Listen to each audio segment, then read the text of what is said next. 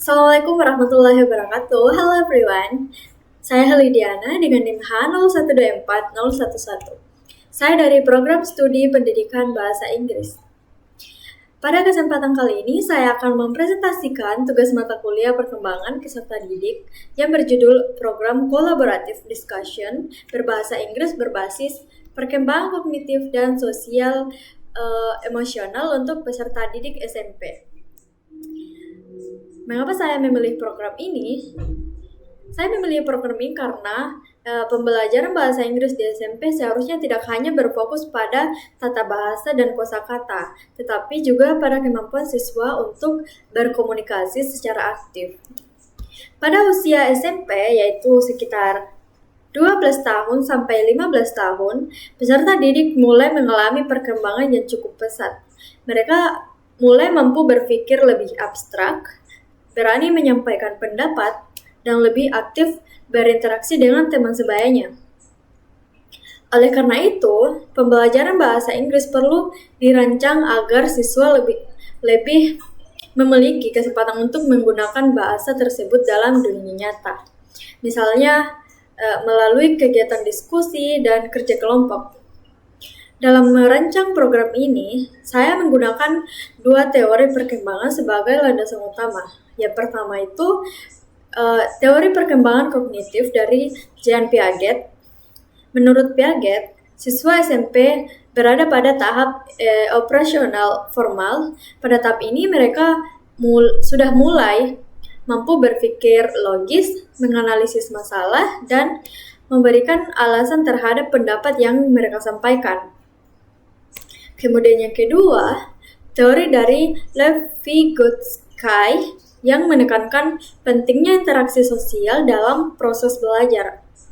Menurut Vygotsky, siswa dapat membangun pemahaman baru melalui interaksi dengan teman atau gurunya. Oleh karena itu, kegiatan diskusi menjadi salah satu strategi yang tepat untuk diterapkan.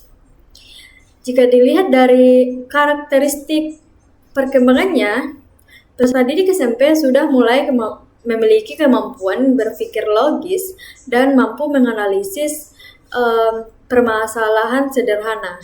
Dari aspek bahasa, mereka juga mulai mampu memahami teks sederhana dan menyampaikan ide menggunakan bahasa Inggris. Selain itu, pada aspek sosial emosional, mereka cenderung senang bekerja dengan teman dan membutuhkan dukungan dari lingkungan sekitar. Sementara itu, dari aspek moral, mereka mulai memahami tanggung jawab serta konsekuensi dan tindakan yang dilakukan. Berdasarkan karakteristik tersebut, saya merancang pembelajaran dengan tema Healthy Lifestyle atau gaya hidup sehat yang dilaksanakan selama 60 menit atau 1 jam. Melalui pembelajaran ini, siswa diharapkan mampu mengidentifikasi kebiasaan hidup sehat dalam bahasa Inggris, menyampaikan pendapat sederhana mengenai gaya hidup sehat, dan berpartisipasi aktif dalam diskusi di kelompok menggunakan bahasa Inggris. Untuk pelaksanaannya, kegiatan pembelajaran dibagi menjadi 3 bagian. Pada kegiatan pembuka, guru memberikan salam, melakukan apersepsi, dan mengajak siswa mengikuti ice breaking yang berkaitan dengan kebiasaan sehari-hari.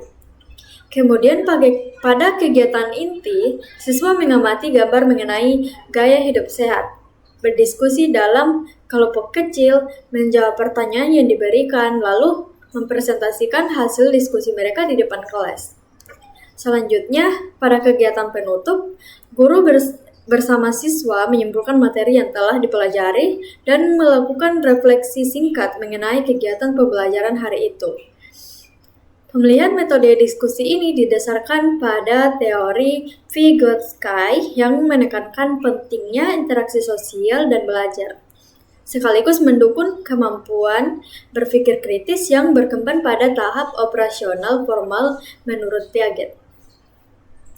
Untuk mendukung pembelajaran, media yang digunakan antara lain PowerPoint, gambar, proyektor, sedangkan sumber belajar berasal dari buku bahasa Inggris SMP, artikel sederhana tentang kesehatan, dan video edukasi.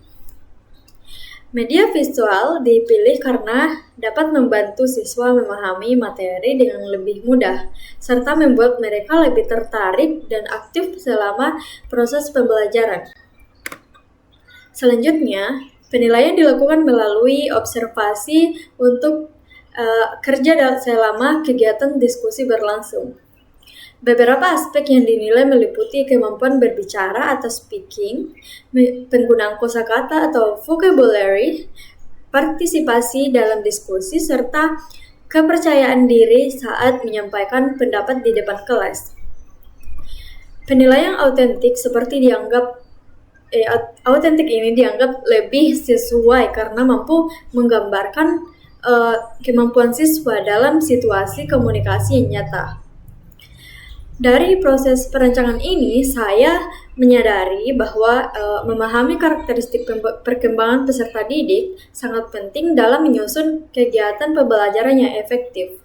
Namun demikian, terdapat beberapa tantangan seperti perbedaan kemampuan bahasa Inggris antar siswa dan keterbatasan waktu pembelajaran yang membuat kesempatan berbicara setiap siswa belum tentu merata.